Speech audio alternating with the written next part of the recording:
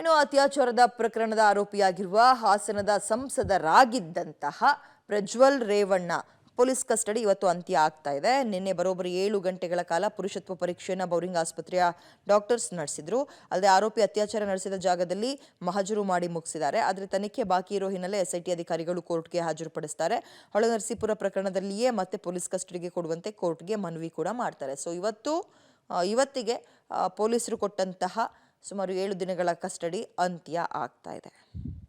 ಇನ್ನು ಪ್ರಜ್ವಲ್ ರೇವಣ್ಣ ಅವರದ ಅತ್ಯಾಚಾರ ಪ್ರಕರಣಕ್ಕೆ ಸಂಬಂಧಪಟ್ಟಂತೆ ಕೆಲ ಮಹತ್ತರ ದಾಖಲೆಗಳನ್ನು ಎಸ್ಐಟಿ ಅಧಿಕಾರಿಗಳು ಸೀಸ್ ಮಾಡಿದ್ದಾರೆ ಅನ್ನುವ ಮಾಹಿತಿ ಸಿಗ್ತಾ ಇದೆ.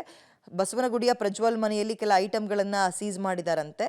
ಅತ್ಯಾಚಾರದ ಆರೋಪ ಸಾಬೀತುಪಡಿಸೋಕೆ ಸಾಕ್ಷ್ಯಗಳ ಕಲೆ ಹಾಕ್ತಾ ಇದ್ದಾರೆ. ಸ್ಯಾಂಪಲ್ಗಳನ್ನು FSLಗೂ ಕೂಡ ಎಸ್ಐಟಿ ಕಳಿಸಿದೆ. ಈ ಸ್ಯಾಂಪಲ್ಗಳು ಪ್ರಜ್ವಲ್ಗೆ ಸಂಕಷ್ಟ ತರುತ್ತಾ ಅನ್ನುವಂಥದ್ದು ಪ್ರಶ್ನೆ. ಈ ಪ್ರಕರಣದಲ್ಲಿ ಸ್ಥಳ ಮಹಜರು ಅಥವಾ ಸ್ಪಾಟ್ ಮಹಜರು ಬಹಳ ಪ್ರಮುಖ ಸ್ಥಾನವನ್ನು ಪಡೆದುಕೊಳ್ಳುತ್ತೆ. ಸೊ ಅತ್ಯಾಚಾರ ಆರೋಪವನ್ನು ಸಾಬೀತುಪಡಿಸೋಕೆ ಸಾಕ್ಷ್ಯಗಳ ಕಲೆ ಹಾಕ್ತಾ ಇದೆ ಎಸ್ಐಟಿ.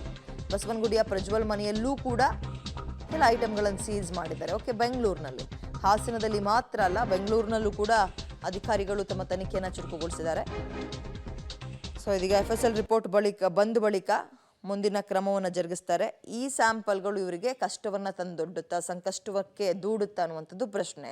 ಏನೆಲ್ಲ ಸೀಸ್ ಮಾಡಿದ್ದಾರೆ ಅಂತ ನೋಡಿದಾಗ, ಡಬಲ್ ಹಾಸಿಗೆ ಮೇಲೆ ಅಲ್ಲಲ್ಲಿದ್ದ ಸಂಶಯಾಸ್ಪದ ಕಲೆಗಳ ಮೇಲ್ಪದರ, ಅಂದರೆ ಈ ಬೆಡ್ ಸ್ಪ್ರೆಡ್ ಅಂತೀವಲ್ಲ, ಅದನ್ನು, ಈ ಹಾಸಿಗೆ ಮೇಲೆ ಬೆಡ್ ಸ್ಪ್ರೆಡ್ ಹಾಕ್ತೀವಲ್ಲ, ಅದನ್ನು ಒಂದು ಸೀಸ್ ಮಾಡಿದ್ದಾರೆ.